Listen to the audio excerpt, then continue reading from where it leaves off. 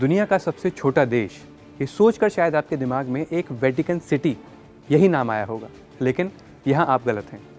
एक ऐसा देश भी एग्जिस्ट करता है जहाँ की पॉपुलेशन इतनी कम है कि जानकर आपके होश उड़ जाएंगे।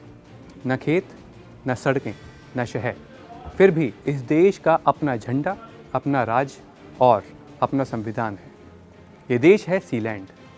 चलिए सबसे पहले जान लेते हैं दुनिया का सबसे अनोखा और रहस्यमय देश सीलैंड आखिर है कहाँ। सीलैंड एक असामान्य समुद्री किला है जिसे इंसानों ने ही बनाया है। ये समुद्री किला उत्तरी सागर में ब्रिटेन के सफक से लगभग 12 किलोमीटर दूर है। सबसे खास बात यह है कि ब्रिटेन के इतने पास होने के बावजूद भी सीलैंड खुद को इंडिपेंडेंट देश होने का दावा करता है। यहाँ रहने वाले ब्रिटिश परिवार भी इस दावे का समर्थन करते हैं। आइए अब सीलैंड के बारे में कुछ बेहद खास फैक्टर आपको बताता हूँ। इस माइक्रो कनेक्शन में सिर्फ 27 लोग ही बसते हैं। ये समुद्र में 2 खंभों पर बसा हुआ शहर है।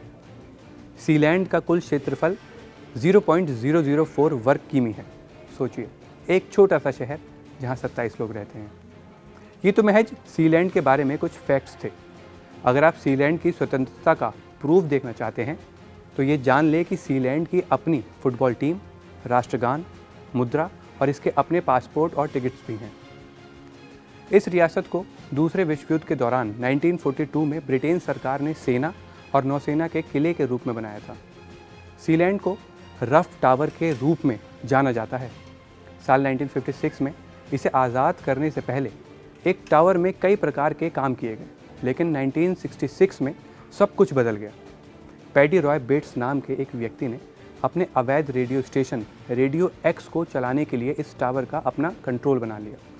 शुरुआत में रॉय बेट्स ने नॉक जोन नामक किले पर अपना शिविर बनाया, लेकिन 1967 में ब्रिटेन के समुद्री प्रसारण अपराध अधिनियम के पारित होने के बाद बेट्स इस किले को छोड़ने पर मजबूर हो गए। इसके बाद रॉय बेट्स ने सीलैंड किले को एक आज़ाद देश घोषित कर दिया और जल्द ही उसका परिवार भी वहाँ शिफ्ट हो गया।